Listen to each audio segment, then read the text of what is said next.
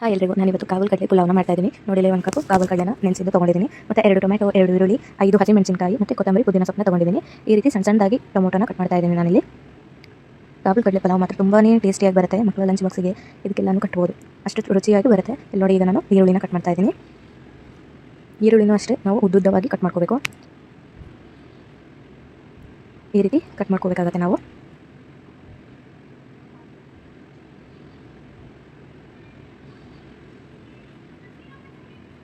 ಇದೇ ರೀತಿ ಇನ್ನೊಂದು ಈರುಳ್ಳಿನ ಕಟ್ ಮಾಡ್ಕೊತೀನಿ. ನೋಡಿ, ಈಗ ಹಸಿ ಮೆಣಸಿನಕಾಯಿನ ಕಟ್ ಮಾಡ್ಕೊಳ್ತಾ ಇದ್ದೀನಿ. ಇದು ಖಾರ ಇರೋದ್ರಿಂದ ನಾನಿಲ್ಲಿ 3 ಮೆಣಸಿನಕಾಯಿನ ಹಾಕ್ತಾ ಇದ್ದೀನಿ. ಖಾರ ಭಾಳ ಇದೆ, ಹಾಗಾಗಿ ನೀವು ನಿಮ್ಮ ಖಾರದ ಅನುಗುಣವಾಗಿ ನೀವು ಹಸಿಮೆಣಸು ಹಾಕೋಬೋದು. ಮತ್ತು ನಾವಿಲ್ಲಿ ಖಾರದ ಪುಡಿಯನ್ನು ಹಾಕೋದ್ರಿಂದಾಗಿ ಖಾರ ಮತ್ತೆ ಜಾಸ್ತಿ ಆಗುತ್ತೆ, ಹಾಗಾಗಿ ನಾನಿಲ್ಲಿ 3 ಹಸಿಮೆಣಸಿನಕಾಯಿನ ಹಾಕ್ತಾ ಇದ್ದೀನಿ. ಮತ್ತು ಈಗ ನಾನು ಕೊತ್ತಂಬರಿ ಸೊಪ್ಪನ್ನ ಕಟ್ ಮಾಡ್ತಾ ಇದ್ದೀನಿ. ಕೊತ್ತಂಬರಿ ಪುದೀನ 2 ಒಂದೇ ಎಳ್ತಲ್ಲಿ ತೊಗೊಂಡ್ರೆ ಸಾಕಾಗುತ್ತೆ. ಕೊತ್ತಂಬರಿ ಪುದೀನ ಹಾಕೋದ್ರಿಂದ ಟೇಸ್ಟ್ ಚೆನ್ನಾಗಿ ಬರುತ್ತೆ.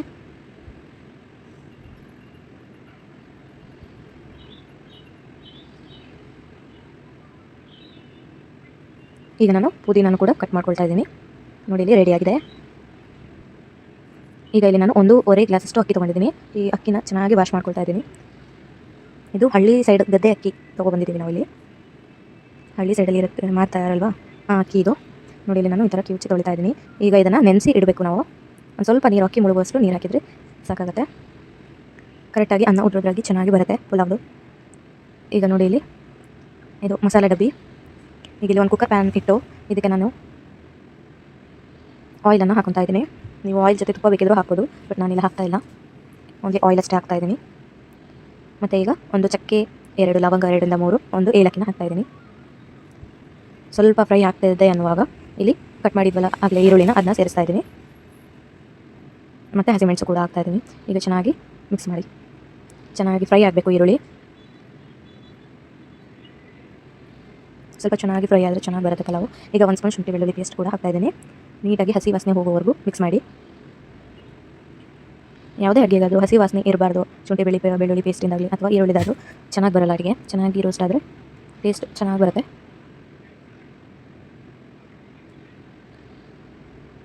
ನೋಡಿ, ಈ ರೀತಿ ಕುದಿತಾರೆ. ಈಗ ಕೊತ್ತಂಬರಿ ಮತ್ತು ಪುದೀನ ಸೊಪ್ಪನ್ನ ಆ್ಯಡ್ ಮಾಡ್ತಾ ಇದ್ದೀನಿ.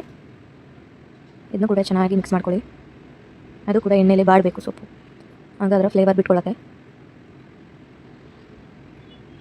ಈಗ ಈ ರೀತಿ ಮಿಕ್ಸ್ ಮಾಡಿ ಸ್ವಲ್ಪ ಫ್ರೈ ಆಗೋಕ್ಕೆ ಬಿಡಿ.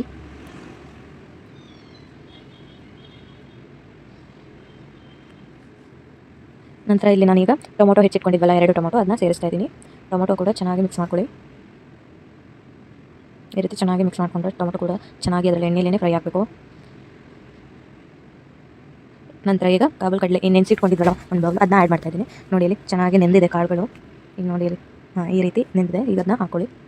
ಚೆನ್ನಾಗಿ ಇದನ್ನು ಕೂಡ ಮಿಕ್ಸ್ ಮಾಡಿ.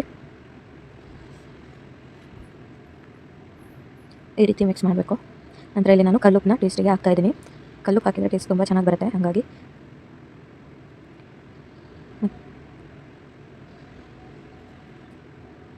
ಅರಿಶಿನ ಪುಡಿನೂ ಈಗ ನಾನು ಸೇರಿಸ್ತಾ ಇದ್ದೀನಿ. ಈಗ ಚೆನ್ನಾಗಿ ಒಂದ್ಸರಿ ಮಿಕ್ಸ್ ಮಾಡ್ಕೊಳ್ಳೋಣ.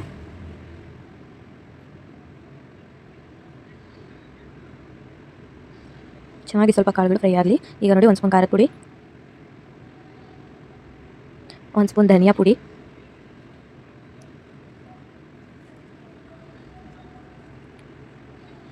ಈಗ ನಾನು ಹೋಮ್ ಮೇಡ್ ಗರಂ ಮಸಾಲಾನ ಆ್ಯಡ್ ಮಾಡ್ತಾ ಇದ್ದೀನಿ, 1/4 ಸ್ಪೂನು. ಈಗ ಚೆನ್ನಾಗಿ ಒಂದ್ಸರಿ ಮಿಕ್ಸ್ ಮಾಡ್ಕೊಳ್ಳೋಣ. ಇದಕ್ಕೆ ಚೆನ್ನಾಗಿ ಮಿಕ್ಸ್ ಮಾಡ್ಕೊಳ್ಳಿ.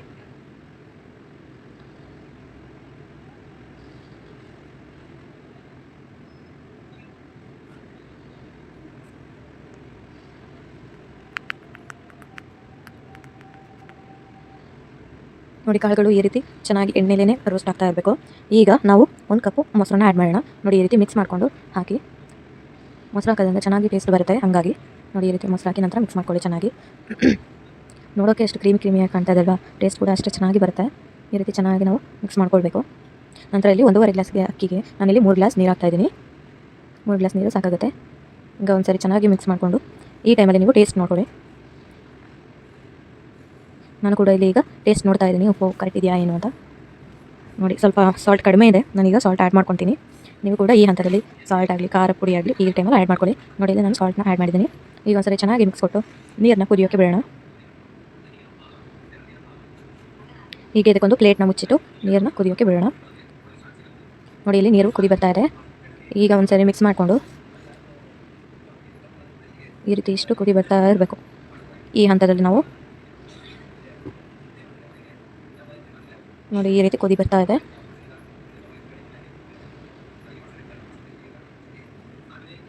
ಈ ಹಂತದಲ್ಲಿ ನಾವು ಆಗಲೇ ನೆನೆಸಿಟ್ಟಿದ್ವಲ್ಲ ಅಕ್ಕಿ, ಅದನ್ನು ನೀರನ್ನು ಬೆರೆಸ್ಕೊಂಡು ಈಗ ಅಕ್ಕಿನ ಆ್ಯಡ್ ಮಾಡ್ತಾ ಇದ್ದೀನಿ.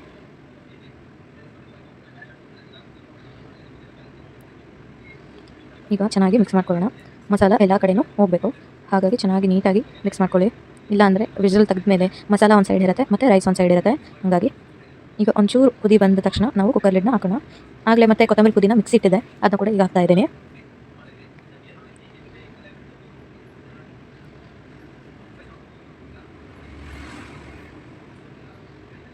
ನೋಡಿ ಲೈಟಾಗಿ ಕುದಿ ಬರ್ತಾ ಇದೆ.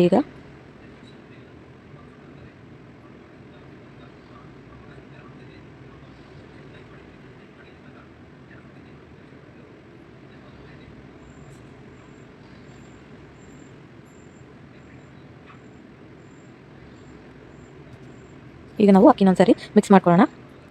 ನೋಡಿ ಇಲ್ಲಿ ನೀರು ಸ್ವಲ್ಪ ಕಡಿಮೆ ಆಗಿದೆ. ಈ ಹಂತದಲ್ಲಿ ಮಿಕ್ಸ್ ಮಾಡಿಕೊಂಡು ನಾವಿಲ್ಲಿ ಕುಕ್ಕರ್ನ ಕ್ಲೋಸ್ ಮಾಡೋಣ. ಕ್ಲೋಸ್ ಮಾಡ್ಕೊಂಡು ಒಂದು ವಿಷಲ್ ಆದರೆ ಸಾಕಾಗುತ್ತೆ.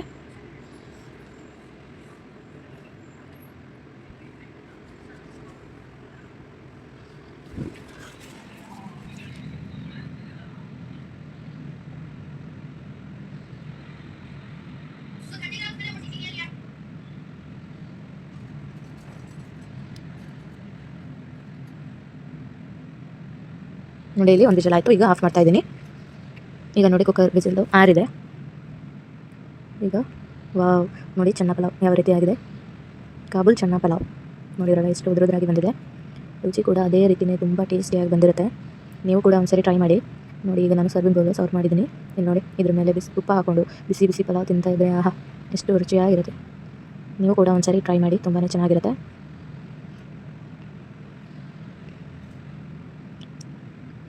ನೀವು ಕೂಡ ಟ್ರೈ ಮಾಡಿ, ತುಂಬ ಚೆನ್ನಾಗಿರುತ್ತೆ. Follow more videos. Thank you.